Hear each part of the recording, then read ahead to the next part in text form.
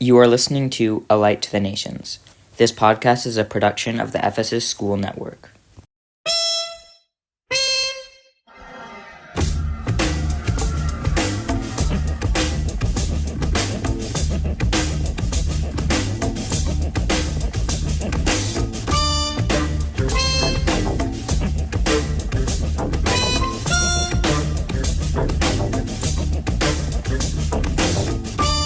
Hello and welcome. I'm your host, Father Fred Shaheen. Each of the synoptic Gospels, Matthew, Mark, and Luke, handles differently the choosing and sending out of Jesus' 12 disciples. In Mark, Jesus calls his disciples to himself in chapter 3, and then he sends them out in chapter 6. In between the calling and the sending, Jesus teaches them through parables and various healings in both Jewish and Gentile areas.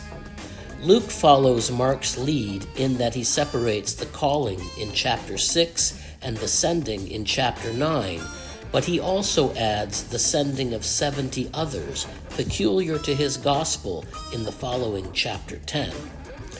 Matthew, the last of the four Gospels to be produced, takes an approach that is unique to him. He combines the calling of the 12 and the sending out in one section. In Matthew, the sending out of the 12 also includes an instruction that is only heard in his Gospel.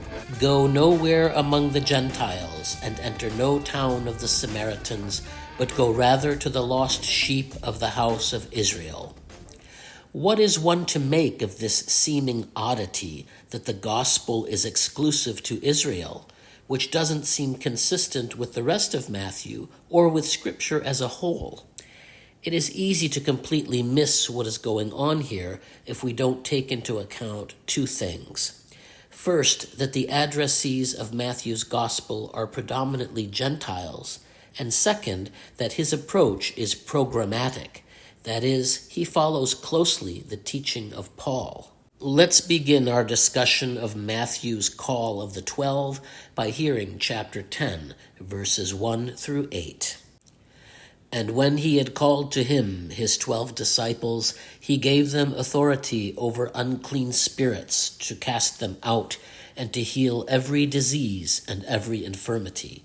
The names of the 12 apostles are these: first, Simon, who is called Peter, and Andrew his brother, James the son of Zebedee, and John his brother, Philip and Bartholomew, Thomas and Matthew the tax collector, James the son of Alphaeus and Thaddeus, Simon the Cananean, and Judas Iscariot, who betrayed him.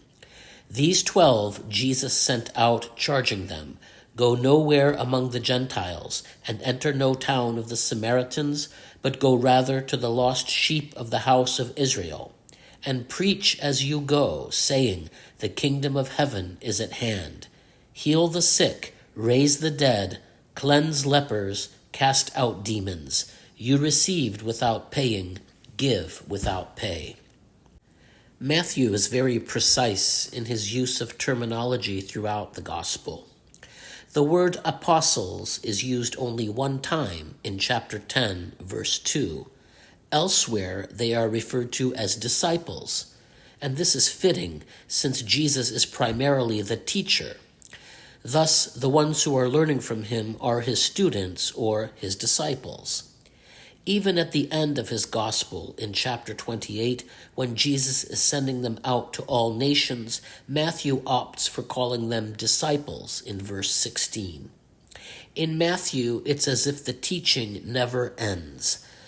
The teacher-to-student relationship is underscored in this passage we are hearing today, in that the message is presented verbatim, just as Jesus himself had preached earlier. The kingdom of heaven is at hand, which in turn is exactly what John the forerunner had also preached. Moreover, Jesus gives his disciples the power to do exactly what he himself had been doing, and in the exact same way. Compare chapter 9, verse 35, with chapter 10, verse 1.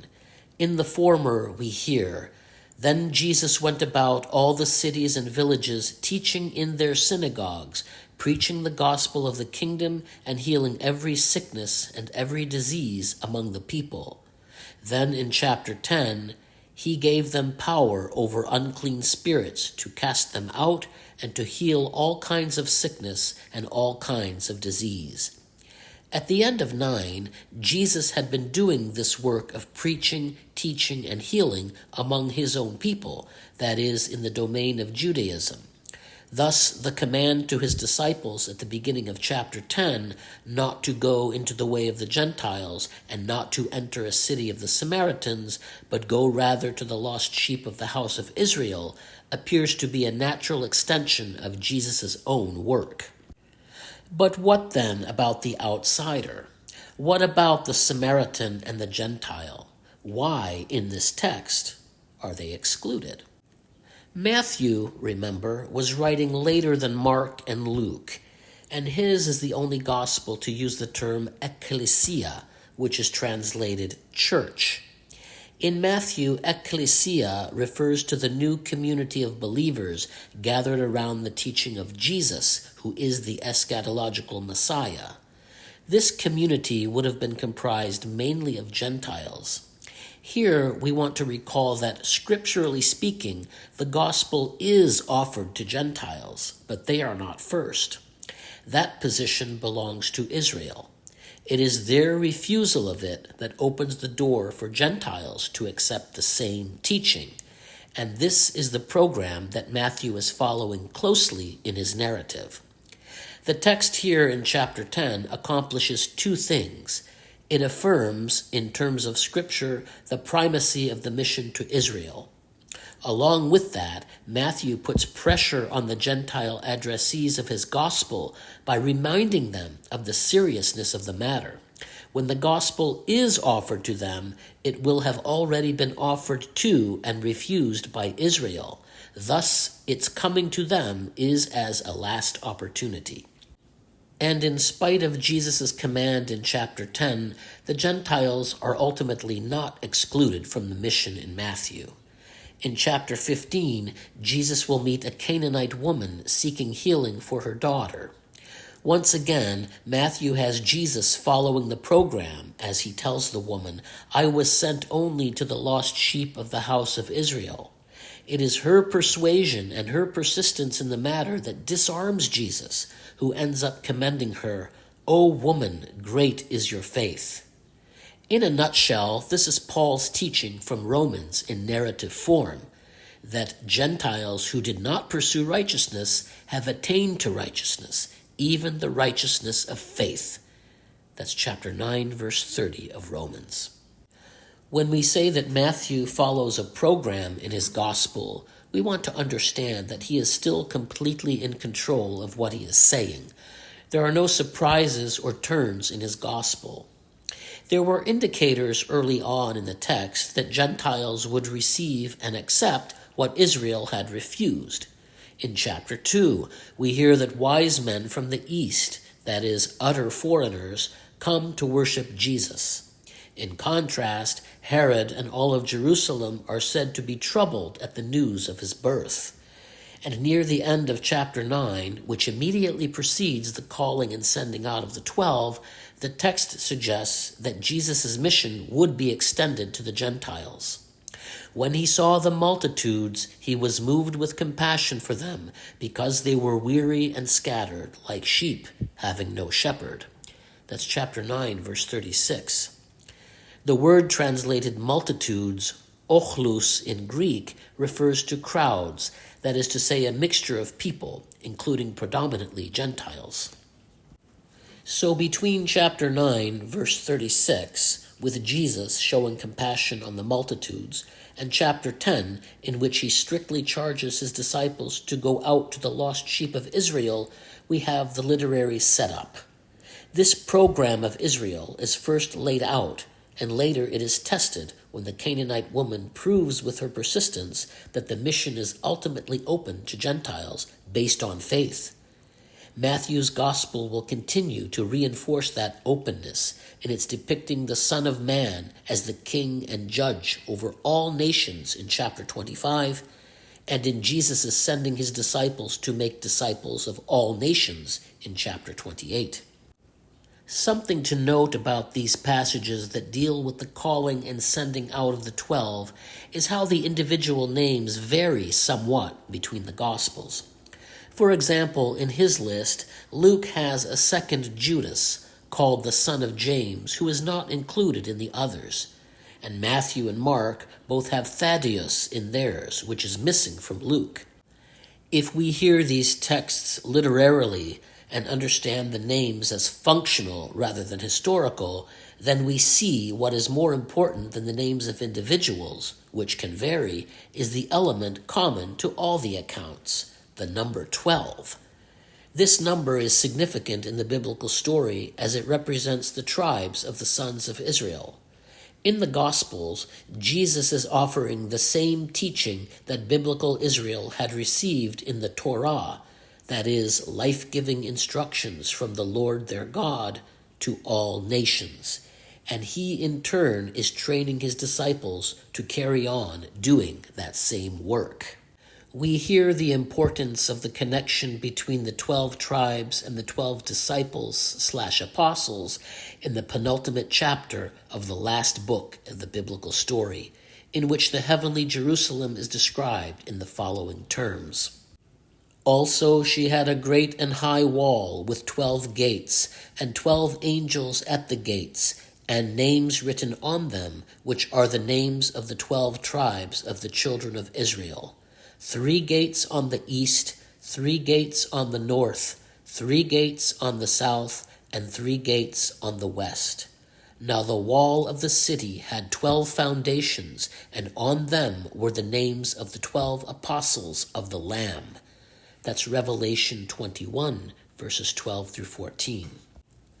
The key teaching in Revelation is that one must remain faithful even in the face of harsh persecution, even to the point of death. That Jesus' 12 here are called apostles of the Lamb underscores that the one sending them was himself faithful to the point of being offered as a sacrifice. The expectation is that they will do the same. Whether or not they remain faithful is yet to be determined. See Matthew chapter 25, beginning with verse 31 to the end. In the story of biblical Israel, only 2 people from the original group that was delivered out of Egypt make it through the lengthy trek in the wilderness and across the Jordan into Canaan.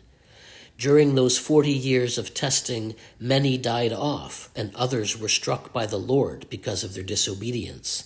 For reference, see 1 Corinthians chapter 10, verses 1 through 11. That 2 people made it is significant. First, this tells us that it's not impossible to reach the promised land. Also, the names of the 2 who did make it carry great significance when rendered in the original languages. Joshua, Yeshua in Hebrew, means the Lord saves, and this same name in Greek is Jesus. And the name Caleb comes from the Hebrew triliteral klb, from which we also get the word dog, an unclean animal and thus one outside of the community. Scripturally speaking, then, the only ones who stand a chance of making it are the one who relies on the Lord for salvation/victory, which is presented in the names Joshua/Jesus, and the outsider. But here, outsider doesn't necessarily mean Gentile. In Scripture, even the so-called insiders have to become outsiders in order to reach the promised land. Israel, who had initially refused, is offered a second chance, but now alongside the Gentiles. For both, it's the final opportunity, and after this one, there won't be another chance. In the Gospels, Jesus' passion and death parallels that of biblical Israel wandering in the wilderness. Here, however, in Matthew, only one stays faithful to the end. Only one endures in the time of trial, while the others fall away. and that's Jesus. This is perhaps the reason Matthew mercifully leaves his gospel open at the end to give his addressees a glimpse of hope. In chapter 28, Jesus tells his disciples, "Lo, I am with you always to the close of the age." The Messiah continues to be with the disciples who are now being sent to preach and teach the same teaching that biblical Israel had received to all nations to the close of the age. In other words, from here on, nothing will change. The only thing to do is to keep teaching and preaching the same Torah, which had been expressed in its most direct form between chapters 5 and 7 in Jesus' Sermon on the Mountain. And he will continue to be with them through the very words of that teaching, until the Son of Man comes and all nations are judged by him on the criteria of that teaching, which by then, according to Matthew's Gospel, all will have had the chance to hear. This concludes episode 39 of A Light to the Nations. I thank you for listening today, and I look forward to meeting again with you soon.